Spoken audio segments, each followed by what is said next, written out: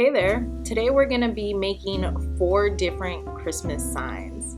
I'm going to start off with this 10 by 10 wood sign that I have, and I'm just going to paint it all white. While I'm painting this, I actually have the design currently cutting on my Cricut, and so we're just going to finish this up and set it aside to dry, and then we can move on to the next step. So now I start weeding the vinyl, and I'm starting with the biggest pieces on the outer edge first before I start moving on to the smaller pieces on the inner parts, such as like in between the letters. And that's just because I don't want to peel the wrong piece on accident, which I have definitely done before, and then the vinyl is just trash. You can't really use it. And then with these Christmas lights that I have on the side here, I don't want to just weed it and toss it because I feel like I could actually use that for another project. So I'm going to pull them off and actually move them onto a piece of transfer tape and kind of just make them into a sticker until I can use them again for later use. So you grab your transfer tape and you measure it out on your design. Once you got it cut out, you just lay it on top. And then you grab this scrapey thingy and you scrape the front of the design, and then you flip it and you scrape the back, and that just helps the vinyl stick onto the transfer tape. But Cricut and I need to have some words, because their vinyl is just totally lacking. It's not super easy to weed, and the transfer tape just doesn't do its job proper. One eternity later. Finally, we got it peeled off, and we're just gonna lay that design on top of the wood, do the little scrapey thingy. Then my camera died, but you didn't miss much. It was just really peeling off the transfer tape. Ooh, but look at how pretty it turned out. I love the metallic look of this vinyl, such a vibe. Next, we have another one of these 10 by 10 signs. It's gonna be a lot similar to the last one. We're painting it white, and it's gonna be a red vinyl that goes on top. I have it cutting now. So we're gonna finish painting this, and we're just gonna set it aside and let it dry. And while that's drying, we're just gonna move on to weeding the vinyl for this project. Alright, and design is weeded. We got transfer tape on top, and again, we're gonna have issues pulling that transfer tape off. But we did get a strong grip transfer tape that came with this specific vinyl when I bought it, so we're gonna test that sucker out. And let me say that this transfer tape worked so much better than Cricut's regular transfer tape.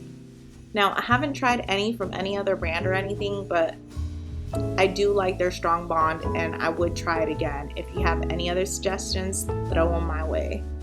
And then we're just gonna do the same thing as the last and scrape the design on there and peel the transfer tape off. So with this transfer tape, when it says strong bond, it really was a strong bond, like definitely a lot stronger than the other transfer tape. And when I peeled it off of the wood, it actually peeled up some of the white paint that was on there, and so I had to just go in and do a little bit of touch-ups with a small brush, and then I'm done. I just throw some Mod Podge on top and we call it a day. Next, we are going to do the biggest sign that I have, and I just grabbed some red and mixed it in with a little bit of black to get this gorgeous dark brick red color.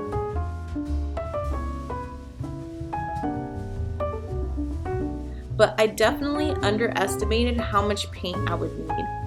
So because this is more of like a palette type of wood, it was much more porous than the other one. So it was soaking up all that paint compared to the last sign that I used that was actually more smooth and sanded down. Even though the wood was soaking up that paint, one of the things that I really did like was that when it dried, you could still see that wood texture. So it was kind of almost like a stain versus like paint on the wood. So for this project, I actually used a different vinyl. I used the Oracle 651 permanent vinyl, if I'm not mistaken. And it is really nice. It weeds really smoothly. It peels off really smoothly. Highly recommended.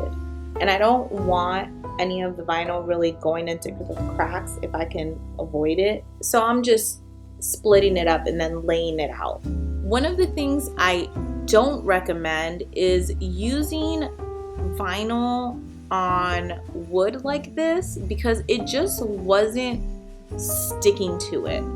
The other wood that I had was a smooth surface, and so it made it a lot easier to stick onto there versus this one is very texturized. Eventually.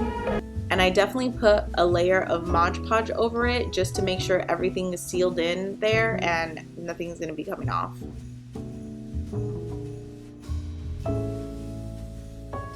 So last sign is actually the smallest sign, and again I learned a lot of things making these signs because I used a lot of different vinyl. So for this sign I used a removable vinyl by Cricut, and it was tricky getting it to stay on the wood and not come off with the transfer tape.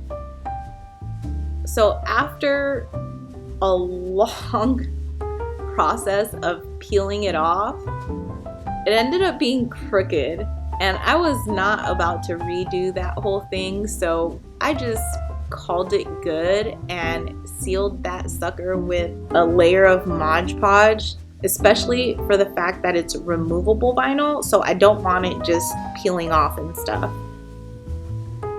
Here I have all the signs hanging over my fireplace, and I got tons of more stuff coming. So if you want to check out what I do next, make sure to like and subscribe so you don't miss the next video. See you later.